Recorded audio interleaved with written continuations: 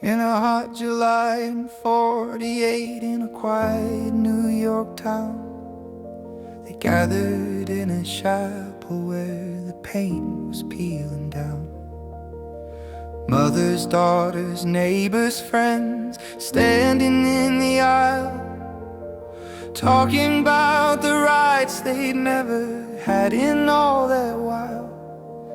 Elizabeth at the table with a borrowed quill in hand, Stanton's pages spread out like a map across the land. She said, if they won't hear our story when we tell it plain, we'll speak in the very words they used to carve our chains.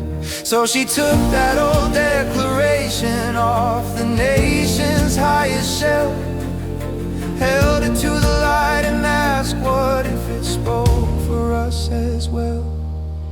We hold these truths to be self-evident. She kept the bones but changed the testament. All men and women are created equal, echo in the past to call out the sequel. They used the founding words and once it left them out to show the gap between the promise and the doubt. As Seneca falls with ink and sentiments and call, they said your declaration's big enough for us all. Line by line she matched the cadence of that earlier July, but turned the he has grievances on the laws that passed them by. He has denied her the right to vote, she wrote, taking her wages, silenced her in every public note.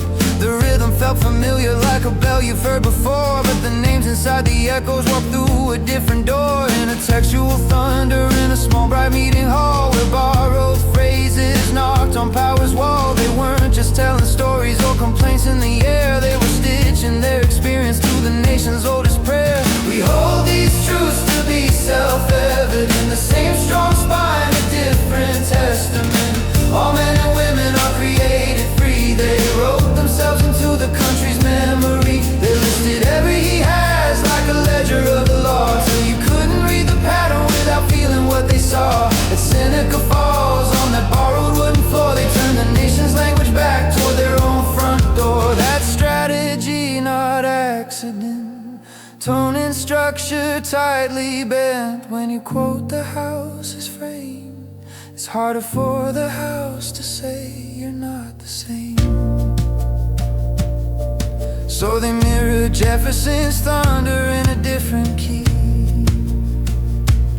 saying if you believe those words, then believe they're meant for me.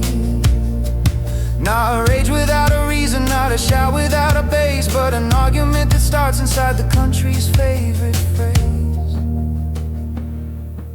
Some men walked out grumbling, some women felt afraid, but others signed their names beneath the changes they had made.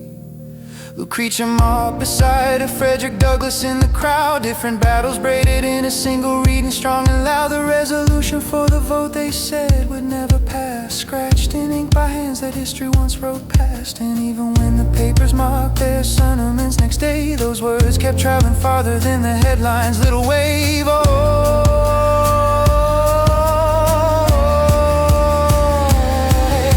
we hold these truths to be self-evident, became a living, growing instrument. All men and women are created free, aligned, still working on who we get to be. From Seneca Falls to every marching crowded hall, they showed how you can answer power with the shape of its own call. When you study that old document in the glow of classroom walls, remember how they rewrote it down in Seneca Falls. Sometimes the bravest thing you do is take the words that built the room and teach them how to say there's space for you.